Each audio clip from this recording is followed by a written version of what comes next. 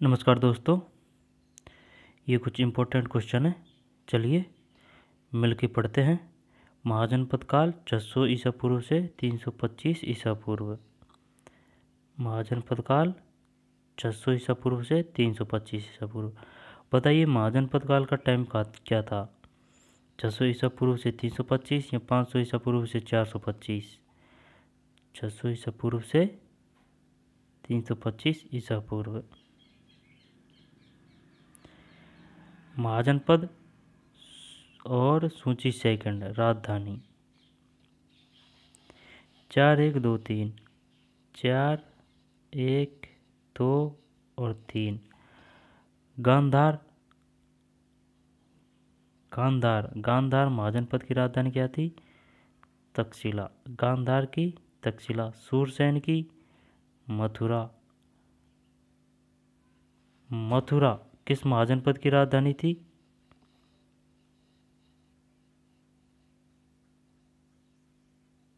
मथुरा सूरसेन की। वत्स कौशाम्बी। कौशल श्रीवास्तवी। तो गांधार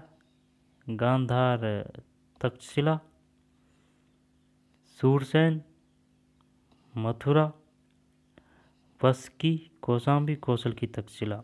तो वर्ष पढ़ते हैं। गांधार ये महाजनपद है, ये राजधानी है। तो गांधार की राजधानी क्या थी? गांधार की तक्षशिला। तक्षशिला किस महाजनपद की राजधानी थी? गांधार की। सूरसेन मथुरा की। वत्स कौशाम्बी। वत्स कौशाम्बी और कौशल श्रीवास्तवी। वत्स कौशाम्बी और कौशल श्रीवास्तवी। श्रीवास्ती। कौशल श्रीवास्ती। आर्यक वंश के किस शासक को कुणिक कहा जाता था? आर्यक वंश के किस शासक को कुणिक कहा जाता था? कुणिक अजातशत्रु। आर्यक वंश के किस शासक को कुणिक कहा जाता था? कुणिक अजातशत्रु। किस शासक ने गंगा एवं सोन नदियों के संगम पर पाटलिपुत्र नामक नगर की स्थापना की? उदययीन। ये लूसेंट की बुक है, ऑब्जेक्टिव। ठीक है ना, आप किताब से भी पढ़ सकते हैं। चलिए करते हैं हर एक क्वेश्चन को याद, फैक्ट को याद। आर्यक वंश के किस शासक को कुणिक कहा जाता था? अजातशत्रु को किस नाम से जाना जाता था? कुणिक। अजातशत्रु किस वंश से संबंधित था? आर्यक वंश। आर्यक वंश।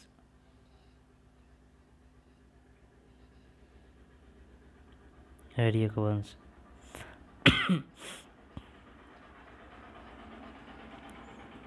आर्यक वंश के शासक को कुणिक कहा जाता? अजातशत्रु। अजातशत्रु किस वंश से संबंधित है? आर्यक वंश से। कुणिक किसे कहा जाता था? अजातशत्रु को। अजातशत्रु का दूसरा नाम कुणिक। किस शासक ने गंगा एवं सोन नदियों के संगम पर पाटलिपुत्र नामक नगर की स्थापना की? उदययीन। उदययीन। उदययीन। शिशुनाग वंश का वह कौन सा शासक था जिसके समय में वैशाली में द्वितीय बौद्ध संगति का आयोजन किया गया? उसे काकवर्ण के नाम से जाना जाता है। कालाशोक। कालाशोक। ठीक है ना, कालाशोक। शिशुनाग वंश का वह कौन सा शासक था जिसके समय में वैशाली में द्वितीय बौद्ध संगति का आयोजन हुआ? द्वितीय बौद्ध संगति का आयोजन कहाँ हुआ था? वैशाली में। वैशाली में एक ही क्वेश्चन से काफ़ी क्वेश्चन हो जाते हैं। वैशाली में किसकी संगति आयोजित हुई थी? बौद्ध धर्म की या फिर जैन धर्म की? बौद्ध। वैशाली में द्वितीय आयोजन किया था, उसे काकवर्ण के नाम से जाना जाता है। का से काला शोक। शिशुनाग वंश का वह कौन सा शासक था जिसके समय में वैशाली में द्वितीय बौद्ध संगति का आयोजन किया गया? उसे काकवण के नाम से जाना जाता है। काला शोक। 323 ईसा पूर्व में सिकंदर महान की मृत्यु हुई थी। बेबीलोन में।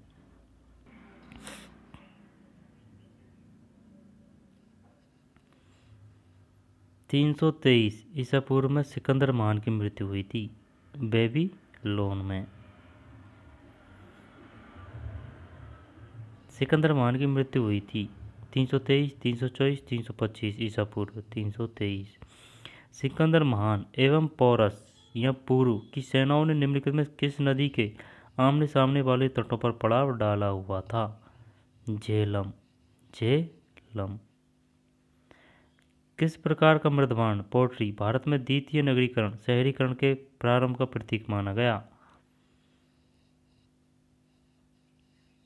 द्वितीय नगरीकरण या शहरीकरण के प्रारंभ प्रतीक माना गया।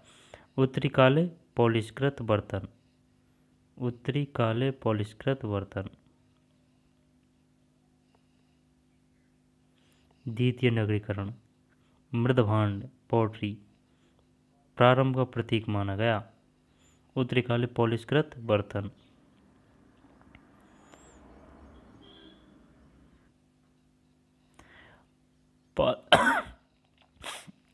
पाली ग्रंथों में गांव के मुखिया को क्या कहा गया है? भोजक या ग्राम भोजक। भोजक या ग्राम भोजक।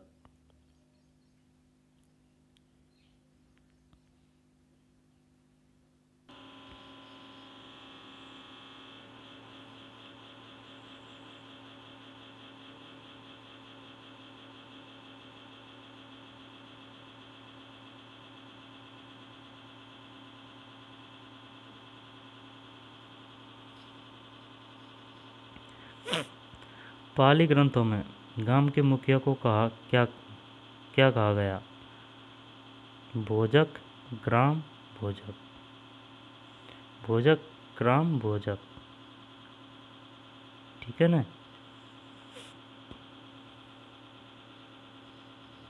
पाली ग्रंथों में गांव के मुखिया को क्या कहा गया? भोजक ग्राम भोजक। उज्जैन का प्राचीन नाम था उज्जैन। उज्जैन अवंतिका। अवंतिका किसका प्राचीन नाम था? उज्जैन का। उज्जैन। उज्जैन। नंद वंश का संस्थापक कौन था? महापद्म नंद। ग्रीक यूनानी लेखों द्वारा किसे अग्रमीज जैनड्रीमीज कहा गया? घनानंद। प्राचीन भारत में पहला विदेशी आक्रमण किन के द्वारा किया गया? ईरानियों द्वारा। प्राचीन भारत में पहला विदेशी आक्रमण यूनानी नहीं, कुषाण नहीं, शको नहीं, ईरानियों द्वारा। प्राचीन भारत में दूसरा विदेशी आक्रमण एवं पहला यूरोपीय आक्रमण किन के द्वारा किया गया? दूसरा विदेशी आक्रमण एवं पहला यूरोपीय आक्रमण यूनानियों द्वारा। ईरान के हकमनी वंश के किस शासक ने भारतीय भूभाग को जीतने के बाद उसे भारत साम्राज्य का 20वां प्रांत यानी छत्रपी बनाया? Darius दारियाबाहु first. ईरानी के हकमनी वंश के किस शासक ने भारतीय भूभाग को जीतने के बाद उसे भारत साम्राज्य का 20वां प्रांत यानी छत्रपति बनाया? ईरान के हकमनी वंश के किस शासक ने भारतीय भूभाग को जीतने के बाद उसे भारत साम्राज्य का 20वां प्रांत या छत्रपति बनाया? Darius दारियाबाहु first. हाइडेस्पस या विस्तता आधुनिक नाम झेलम का युद्ध 326 BC किन किन शासकों के बीच हुआ? सिकंदर एवं पोरस के मध्य। सिकंदर ने भारत पर कब आक्रमण किया? 326 ईसा पूर्व। 326 ईसा पूर्व। सूची फर्स्ट को सूची सेकंड के साथ सम्मिलित कीजिए। शासक और वंश। शासक और वंश 1 2 4 3। 1 2 4 3, 1 2 4 फिर 3। बिंबसार हर्यक वंश, ठीक है ना, बिंबसार हर्यक वंश। कालाशोक शिशुनाग वंश, महापद्म नंद नंद और बिंदुसार मौर्य। शासक और वंश, तो बिंबसार किस वंश से संबंधित थे? बिंबसार हर्यक, बिंबसार, इसमें रह आ रहा है, इसमें भी रह आ रहा है, हर्यक बिंबसार। कालाशोक से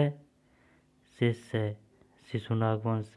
महापद्म नंद नंद से नंद और बिंदुसार ये मौर्य है, ठीक है ना। बिंबसार और बिंदुसार इनमें कन्फ्यूज होंगे, तो बिंदुसार का तो है मौर्य और बिंबसार का है हर्यक वंश।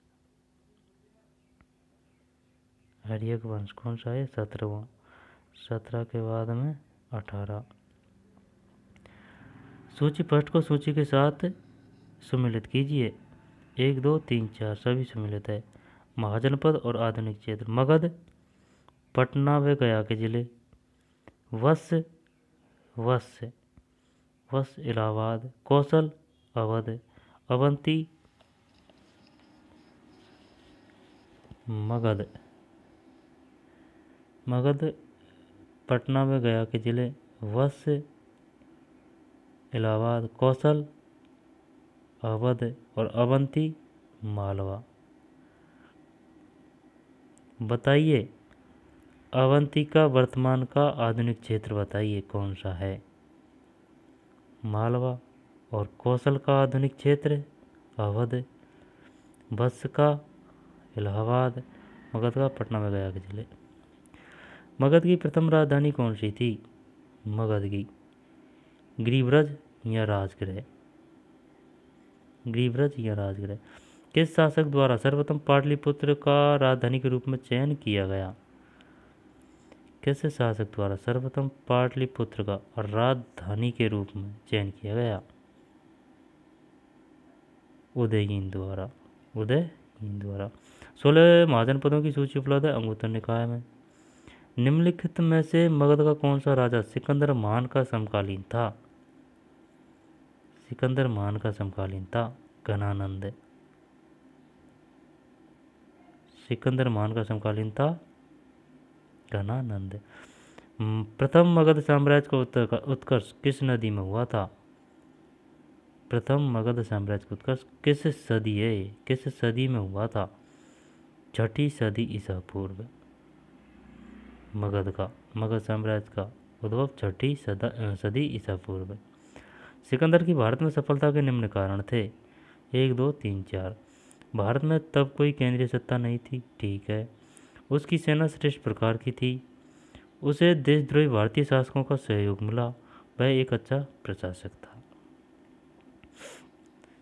राजा और राज्य सूची फर्स्ट और सेकंड को मिलाना है, तो फिर 3 2 4 1, 3 2 4 फिर 1। प्रद्योत अवंती का राजा था। प्रद्योत। उदयीन, वश, प्रसेनजीत, कौशल, अजातशत्रु, मगध। तो प्रद्योत अवंती का शासक था। उदयीन, वश, फिर प्रसेनजीत, कौशल और अजातशत्रु, मगध। अभिलेखीय साक्ष्य से प्रकट होता है कि नंद राजा के आदेश से एक नहर खोदी गई थी कलिंग में 26 के बाद में 27। पहली ईरानी शासक जिसने भारत के कुछ भाग को अपने अधीन किया था। पहली ईरानी शासक जिसने भारत के कुछ भाग को अपने अधीन किया था। डेरियस। पहला ईरानी शासक पहला ईरानी शासक जिसने भारत के कुछ भाग को अपने अधीन किया था? डेरियस। मगध के राजा अजातशत्रु का सदैव किस गणराज्य के साथ युद्ध रहा? वज्जी संघ, वैशाली। मगध के राजा अजातशत्रु का सदैव किस गणराज्य के साथ युद्ध रहा? वज्जी संघ, वैशाली। वज्जी संघ के विरुद्ध मगध राज्य के किस शासक ने प्रथम बार रथ मूसल, एक ऐसा रथ जिसमें सदा गदा जैसा हथियार जुड़ा था, तथा महाशिलांकटक, पत्थर फेंकने वाला एक युद्ध यंत्र नामक गुप्त हथियारों का प्रयोग किया? वज्जी संघ के विरुद्ध मगध राज्य के किस शासक ने? अजातशत्रु हैं, अजातशत्रु। नंद वंश का अंतिम सम्राट कौन था? घनानंद। भारत में सिक्कों का मुद्रा का प्रचलन कब हुआ? 600 ईसा पूर्व में। 600 ईसा पूर्व में भारत में सिक्कों का व मुद्राओं का प्रचलन कब हुआ? 600 ईसा पूर्व में। निम्न राजाओं पर विचार कीजिए। करते हैं। इनमें से कौन सा बुद्ध के समकालीन थे? 1 और 3, अजातशत्रु और प्रसेनजीत। अजातशत्रु और प्रसेनजीत हैं, बुद्ध के समकालीन थे। अजातशत्रु और प्रसेनजीत।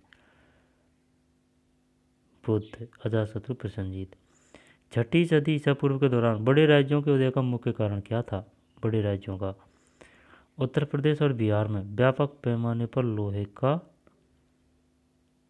उपयोग है। उत्तर प्रदेश, 6ठी सदी ईसा पूर्व के दौरान बड़े राज्यों को देखा, उत्तर प्रदेश और बिहार में। मगध साम्राज्य बिंबिसार ने अपने राजवैद्य जीवक को किस राज्य के राजा के चिकित्सा के लिए भेजा? मगध सम्राट बिंबिसार ने अपने राजवैद्य जीवक को, जीवक किस राजा के दरबार में था? बिंबिसार के। बिंबिसार कहाँ का सम्राट था? मगध का। चिकित्सा के लिए भेजा? अवंती। किस शासक ने अवंती को जीतकर मगध का हिस्सा बना लिया? अवंती को जीतकर मगध का हिस्सा बना लिया? शिशुनाग। अच्छा, शिशुनाग, यानी कि नाग ने अवंती को डस लिया। किस मगध सम्राट ने अंग का विलय अपने राज्य में कर लिया? किस मगध सम्राट ने अंग का विलय अपने राज्य में कर लिया? बिंबिसार। 1 मिनट दोबारा से देख।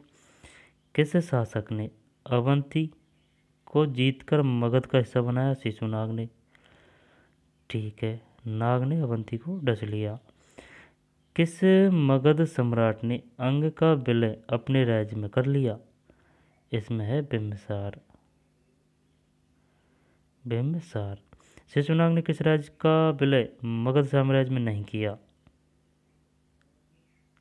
काशी का नहीं किया, जबकि अवंती और वश, काशी और लिच्छवी का विलय मगध साम्राज्य में किसने किया? काशी और लिच्छवी का विलय मगध साम्राज्य में किसने किया? अजातशत्रु। अजातशत्रु। मगध साम्राज्य के बारे में कौन सही नहीं है? कौन सही नहीं है? ये सही नहीं है। जबकि पुराणों एवं महाकाव्यों के अनुसार इसकी स्थापना बृहदत्त ने की। महापद्म नंद ने इसे सर्वाधिक विस्तार प्रदान किया तथा सर्व छत्रांक क्षत्रियों का अंत करने वाला एक इकराट की उपाधि धारण की। तो वारस पढ़ते हैं। पुराणों एवं महाकाव्यों के अनुसार इसकी स्थापना बृहदत्त ने की। ठीक है। महापद्म नंद ने इसे सर्वाधिक विस्तार प्रदान किया तथा सर्व छत्रांतक यानी कि क्षत्रियों का अंत करने वाला एक इकराट की उपाधि धारण की।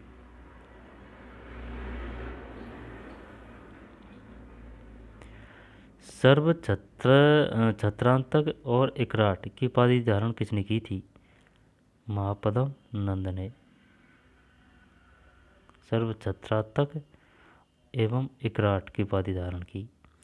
गिरिब्रज, राजगृह, पाटलिपुत्र एवं वैशाली क्रम से इनकी 4 राजधानियाँ थी, राजधानी बनी। गिरिब्रज, राजगृह, पाटलिपुत्र एवं वैशाली क्रम से इसकी 4 राजधानी बनी। कौन कौन सी? गिरिब्रज पहले, इसके बाद में राजगृह, राजगृह के बाद में पाटलिपुत्र, पाटलिपुत्र के बाद में वैशाली। बताइए, राजगृह के बाद में किसको राजधानी बनाया था? पाटलिपुत्र को। और पाटलिपुत्र के बाद में किसको राजधानी बनाया था? यानी कौन कहाँ स्थानांतरित किया, या फिर किस क्षेत्र को बनाया? वैशाली। तो फिर गिरिब्रज फर्स्ट, फिर इसके बाद में राजगृह बनी, राजगृह के बाद में पाटलिपुत्र बनी, पाटलिपुत्र के बाद में वैशाली। पुराणों एवं महकामों के अनुसार की स्थापना बृहदत्त ने की। मगध की बात है। महापद्म नंद ने इसे सर्वाधिक विस्तार प्रदान किया तथा सर्व छत्रांतक क्षत्रियों का अंत करने वाला एवं इकराट की उपाधि धारण की। किसने? महापद्म नंद ने। गिरिब्रज, राजगृह, पाटलिपुत्र एवं वैशाली क्रमशः की 4 राजधानियां बनी। सिकंदर के आक्रमण समय उत्तर भारत पर निम्नलिखित राजवंश से किस एक का शासन था? नंद। निम्नलिखित में कौन सा एक ईसा पूर्व 6वीं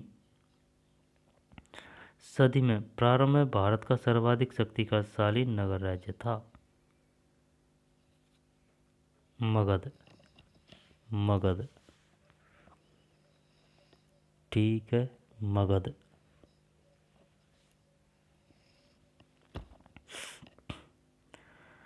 निम्नलिखित में से कौन सा एक ईसा पूर्व 6वीं सदी ईस्वी में, 6वीं सदी में ईसा पूर्व की बात है, प्रारंभ में भारत का सर्वाधिक शक्तिशाली, ये मगध है। फिर निम्नलिखित में से कौन कौन से भारत पर ईरानी आक्रमण के प्रभाव के रूप में माना जाता है? 1, 2, 3, 4, 5। कौन कौन से भारत पर ईरानी आक्रमण के प्रभाव के रूप में माना जाता है? खरोष्ठी लिपि का प्रचार, अभिलेख उत्कीर्ण करने की कला का प्रसार, ईरानियों की छत्र प्रणाली का प्रचार, घंटा आकार के गुंबज की कला का प्रचार, स्त्री अंगरक्षकों की नियुक्ति। कौन कौन से भारत पर ईरानी आक्रमण के प्रभाव के रूप में माना जाता है? खरोष्ठी लिपि का प्रचार, अभिलेख उत्कीर्ण करने की कला का प्रचार, ईरानियों की छत्र प्रणाली का प्रचार और घंटा आकार के गुंबज की कला का प्रचार, स्त्री अंगरक्षकों की नियुक्ति।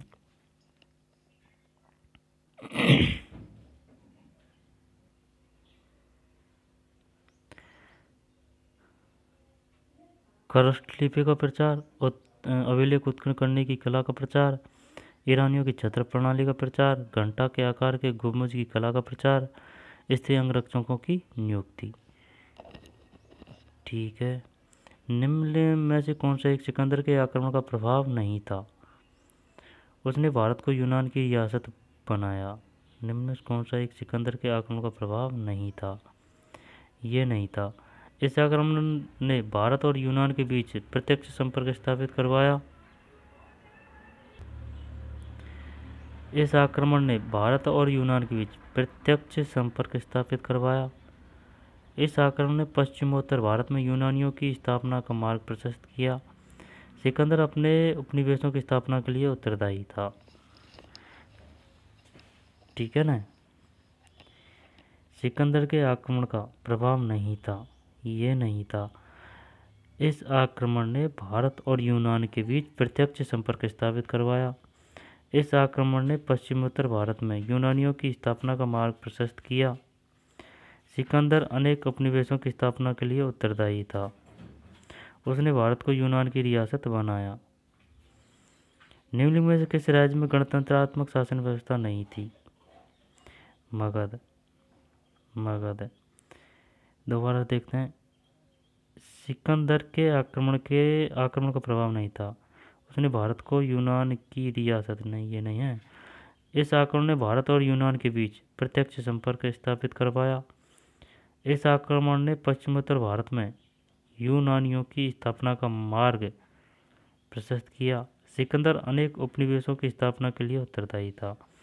निम्नलिखित में किस राज्य में गणतंत्रात्मक शासन व्यवस्था नहीं थी? मगध में नहीं थी, जबकि कपिलवस्तु के शाक्य, वैशाली के लिच्छवी, कुशीनगर के मल्ल वहाँ थी। शाक्य कहाँ थे? कपिलवस्तु, लिच्छवी, वैशाली और कुशीनगर के मल्ल। कपिलवस्तु के शाक्य कहाँ पे? कपिलवस्तु में। वैशाली लिच्छवियों की राजधानी थी। कुशीनगर मल्लों की राजधानी थी। कुशीनगर मल्लों की।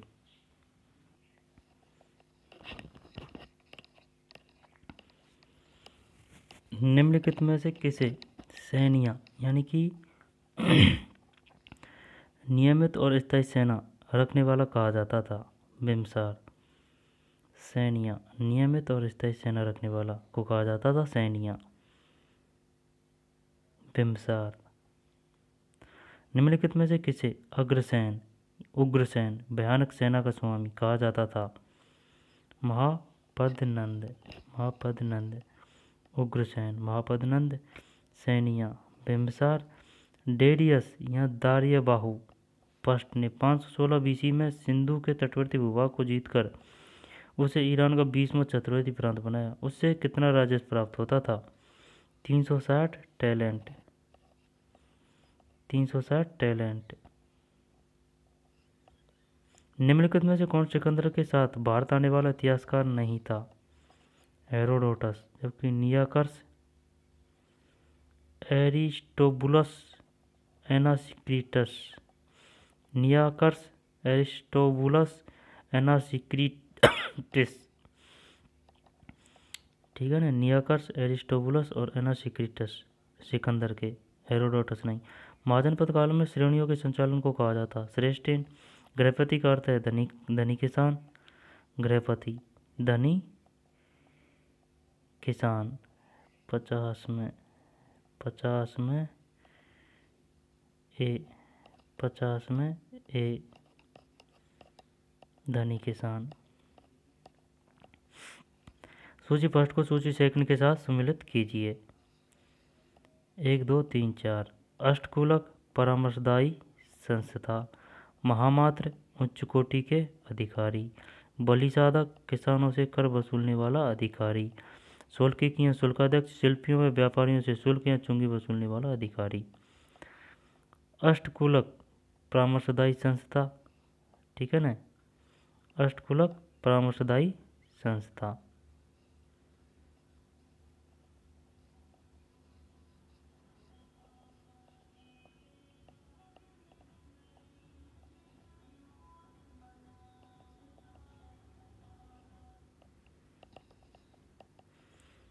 अष्टकूलक परामर्शदायी संस्था, महामात्र उच्च कोटि के अधिकारी, बलि साधक किसानों से कर वसूलने वाला अधिकारी, शिल्पियों व व्यापारियों से शुल्क या चुंगी वसूलने वाला अधिकारी। अष्टकूलक किसे कहा जाता था? परामर्शदायी संस्था को। महामात्र उच्च कोटि के अधिकारी होते थे और बलि साधक किसानों से कर वसूलने वाला अधिकारी, बलि साधक। और शुल्किक या शुल्काध्यक्ष शिल्पियों व व्यापारियों से शुल्क या चुंगी वसूलने वाला अधिकारी। मगध के किस प्रारंभिक शासक ने राज्यारोहण के लिए अपने पिता की हत्या की एवं इसी कारणवश अपने पुत्र द्वारा मारा गया? अजातशत्रु। विश्व का पहला गणतंत्र वैशाली में किसके द्वारा स्थापित किया गया? लिच्छवी। लिच्छवी विश्व का पहला गणतंत्र, लिच्छवी। सूची फर्स्ट को सूची सेकंड से, महाजनपद और राजधानी। 4 3 1 2, 4 3 1 फिर 2। कुरु, कुरु की है इंद्रप्रस्थ। पांचाल, पांचाल की अहिच्छत्रपुर, कौशल की साकेत, वश की कौशाम्बी, कुरु कुरु की इंद्रप्रस्थ, ठीक है, कुरुक्षेत्र इंद्रप्रस्थ। पांचाल पांचाल की है अहिच्छत्रपुर, और कौशल साकेत, वश कौशाम्बी, वश कौशाम्बी, वश में आधा तय आएगा तो कौशाम्बी बी में भी आधा में आएगा। वश कौशाम्बी, कौशल साकेत, पांचाल अहिच्छत्रपुर, कुरु इंद्रप्रस्थ, कुरु इंद्रप्रस्थ, पांचाल अहिच्छत्रपुर, कौशल साकेत, वश कौशाम्बी। निम्न में से कौन सा एक बौद्ध ग्रंथ 16 महाजन पदों का उल्लेख करता है? अंगुत्तर निकाय, अंगुत्तर निकाय, अंगुत्तर निकाय। निम्नलिखित में से कौन सा एक मगध साम्राज्य की राजधानी नहीं रहा? कौशाम्बी, जबकि गिरिव्रत, राजगृह और पाटलिपुत्र ये रहे थे। कौशाम्बी नहीं रहा था। निम्न से कौन एक मगध साम्राज्य की राजधानी नहीं रहा? कौशाम्बी। ठीक है, तो दोस्तों मिलते हैं नए वीडियो में। खुश रहो, मस्त रहो, बिंदास रहो, पढ़ते रहो। धन्यवाद।